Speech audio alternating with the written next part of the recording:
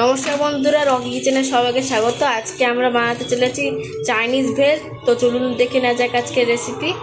এখন গরম জল এখানে করে রেখেছি, এখন এর মধ্যে দিয়ে দেব চাউমিনগুলো। এখন চাউমিনগুলো সিদ্ধ হবে।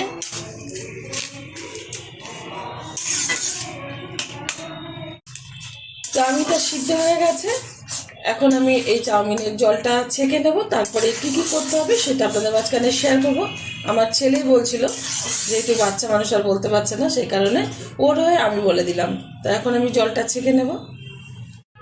চাউমিনগুলো কিন্তু ছেঁকে নিয়েছি। এখন দিয়ে দেবো সাদা তেল। এই সাদা তেল দেওয়ার ফলে একটার গায়ে একটা লাগবে না চাউমিন। দিয়ে দিচ্ছি পরিমাণ মতো লবণ, দিয়ে দেবো কর্নফ্লাওয়ার। খুব অল্প উপকরণে কিন্তু সহজভাবে করে দেখাচ্ছি।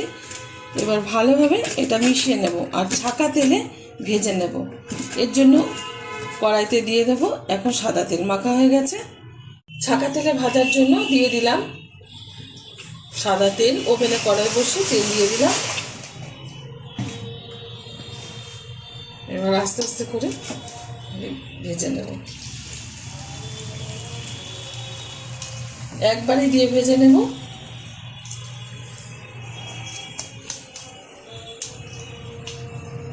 এবার একটু নেড়ে চেড়ে নেব।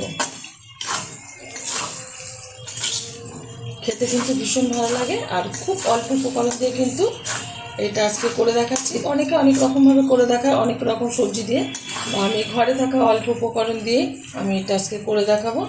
ভালো করে ভেজে তুলে নেবো একটা পাত্রে। তেলটা কিন্তু অনেকটাই ছিল আর কমিয়ে নিয়েছি। এখন এর মধ্যে দিয়ে দেবো একটা কুচিয়ে রাখা পেঁয়াজ। পেঁয়াজটা একটু নেড়ে চেড়ে নেব তেলের সাথে। পেঁয়াজটা কিন্তু হালকাভাবে ভেজে নিয়েছি। দিয়ে দিচ্ছি কুচিয়ে রাখা কিছুটা কাঁচা পাকা লঙ্কা। কাঁচা লঙ্কায় কালার হয়ে গেছে, সেটাই দিলাম। দিয়ে দিচ্ছি একটা ক্যাপসিকাম।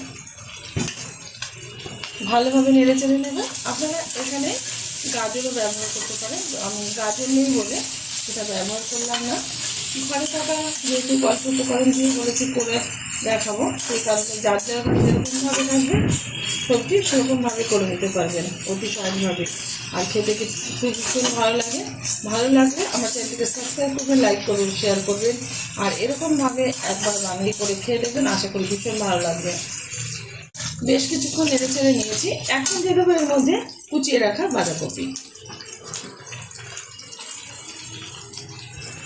মিহিনভাবে কুচিয়ে নিতে হবে। দিয়ে দিচ্ছি খুব সামান্য পরিমাণে একটু লবণ।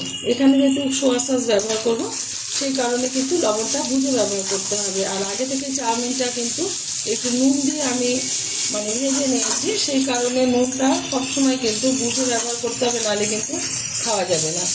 এবার ভালোভাবে একটু নেড়ে চেড়ে নেব। 2 থেকে আড়াই মিনিট মতো হাই আছে। 2 থেকে আড়াই মিনিট মতো হাই আছে। এটা আমি ভাজা ভাজা টাইপের করে নিয়েছি। এখন এর মধ্যে দিয়ে দেবো টমেটো সস।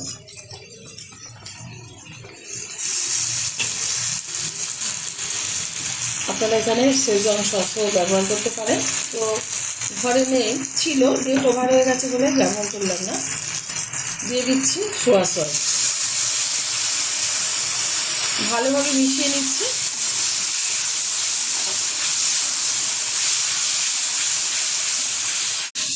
সসটা দেওয়ার পরে কিন্তু ভালোভাবে কষিয়ে নিয়েছি।